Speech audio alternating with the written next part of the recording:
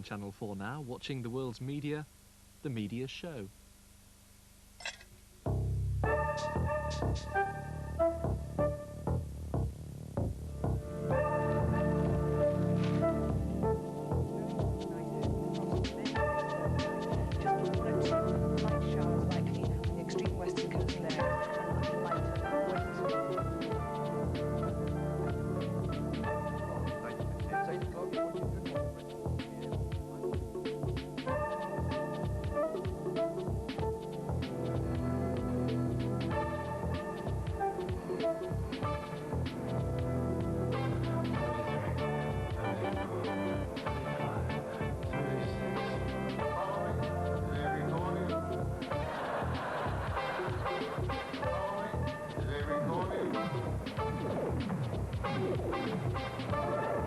Tonight on the Media Show, comedy, Hollywood's new money spinner.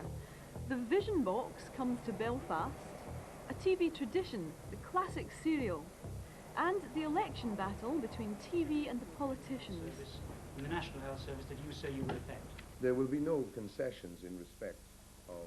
Every day, the cream of the media saunters across London's Smith Square, from the Conservative to the Labour press conference. A ritual battle ensues between politicians, but perhaps the most intriguing battle of this election campaign, which ends today, has not been that between the parties, but between TV and the politicians. Have the main campaign themes been dictated by the parties or by TV? And has TV fallen for meaningless photo opportunities or presented its own agenda? Christopher Hurd reports. As the election reaches its climax, only... Good evening. Tonight in South Wales, the Prime Minister launched her most wide... David Steele and David Owen predicted tonight on television that in Labour... Mr. Kinnock says... Television has an influence on the politicians. They play to the box. They play to the viewer. Nearly a quarter of the electorate get most of the information that they have about elections and about politics from television. So it must make an impact. In particular, it's images which encourage some voters to change their minds during an election campaign. What the findings of our survey show is that what changes are the feeling about capability of one or another of the leaders as Prime Minister, how effectively the campaign, the showbiz side of things is working, and how competent and capable the party is at governing the country if in office. The most important place on TV for the parties to present their image is the news. So important is this that the first photo call of the campaign by the Alliance was actually booked before the election date was announced. The image the Alliance wanted to promote was of a team competent to govern. It was an image which they never really succeeded in putting across, and for the media, the election quickly became a two-horse race. Photo calls really started with a vengeance in 1979, when the change from film to video meant you could get almost instant pictures from anywhere, even a cow field. There was a very unusual little news conference, the first perhaps ever given by a senior British politician while sitting in a field stroking a 12-hour-old calf. But politicians never look back, and today's images look remarkably similar to those 8 years ago. Trains and boats and planes took you away, but every time I see them I pray, and if my prayer can cross the sea, the trains and the boats and planes.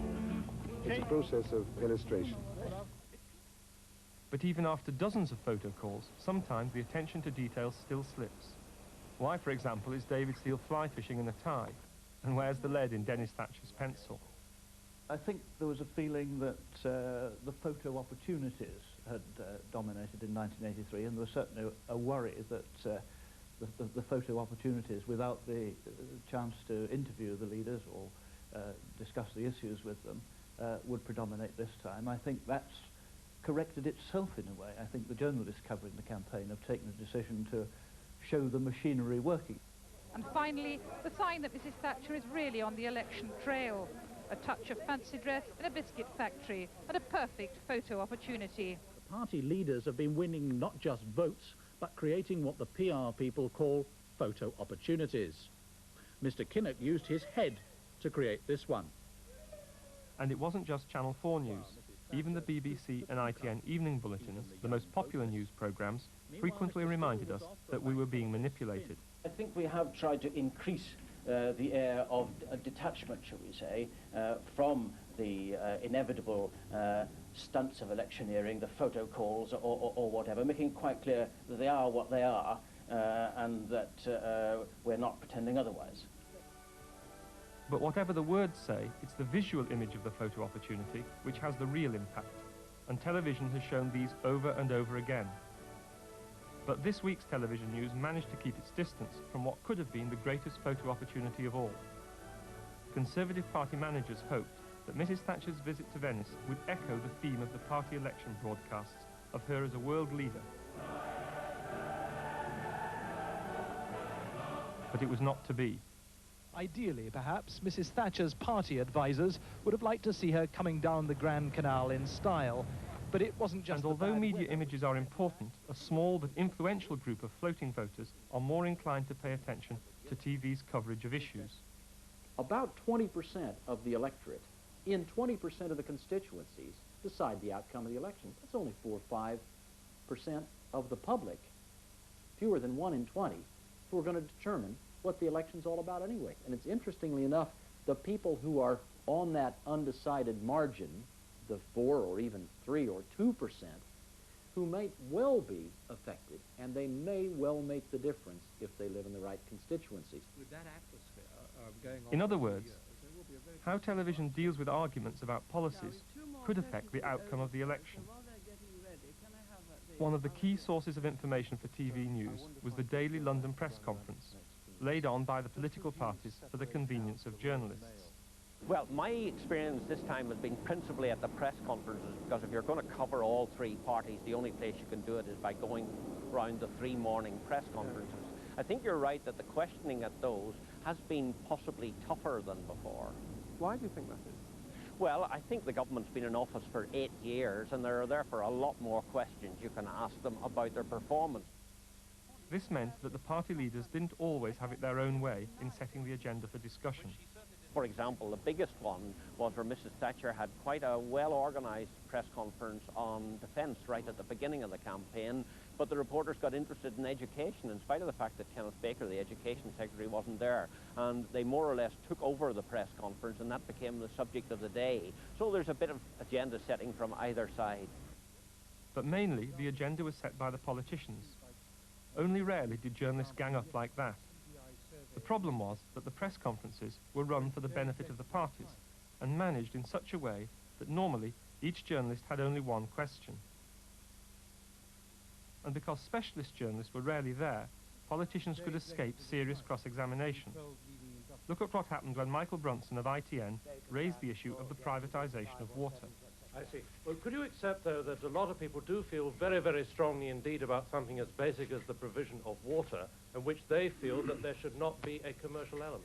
There are a whole lot of people in this country, millions of people in this country, get their supply, and always have done, from private water companies.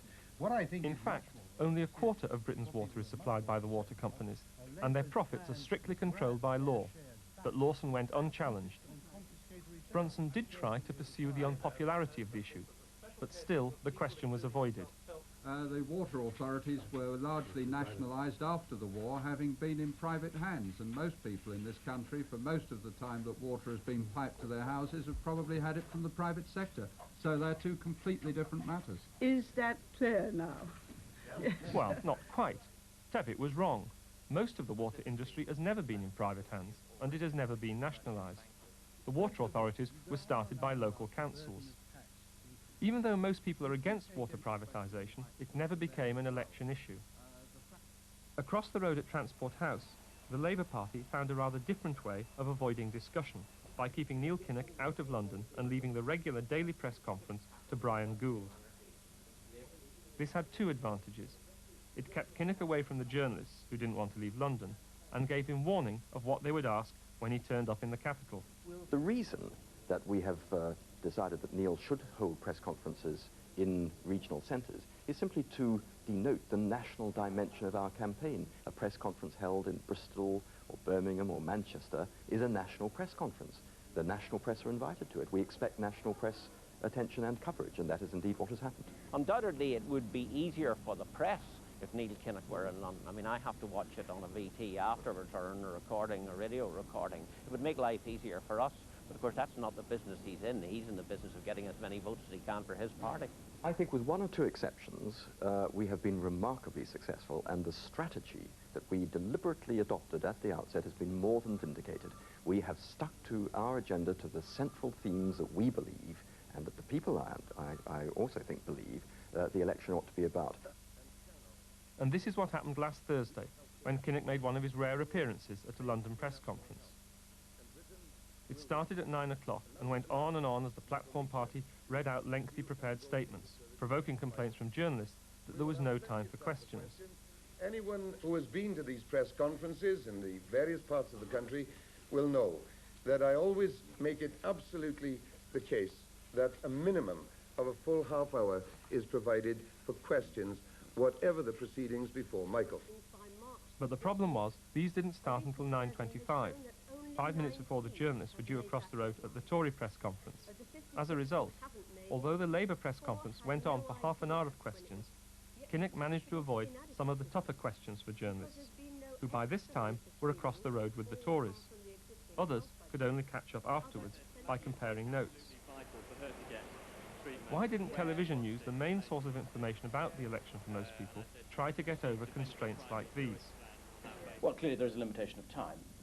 We are a news bulletin, and we have news programs which have a limitation on time, and we have a lot of things to report. We pack a lot of information into these news bulletins, as much of the information about the party's policies as we can. If you're referring to sort of more detailed investigative reports, then clearly there's a limitation on what we can do in that area. But as we always point out, news is news, and current affairs there are plenty of current affairs programs which could undertake that task. BBC News and Election 87.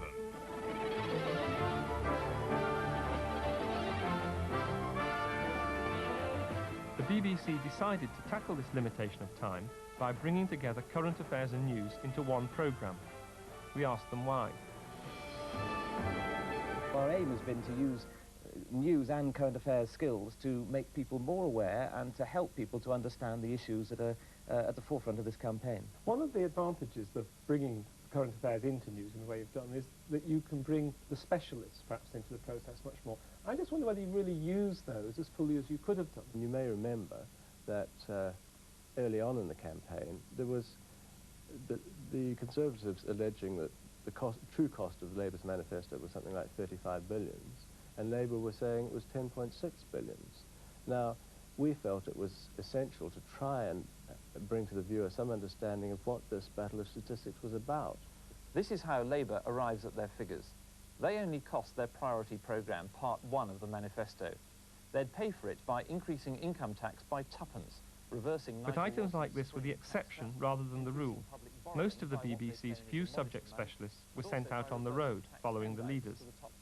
The viewers got a pretty steady stream of descriptive reports and studio discussions. And when the BBC produced the more inquiring items, the politicians didn't always like it. Take this item about poll tax, the alternative to local authority rates. In Edinburgh, a Labour council where rates are currently high, they're already working out who the winners and losers will be. They expect... This produced an angry telephone call from the Scottish Minister, Lord Ancram, who wanted the BBC to use the Conservative Party's own figures. In fact, viewers rather like politicians being held up to account. When asked, they say they want more programmes like On the Spot, and less in which politicians are questioned by television interviewers.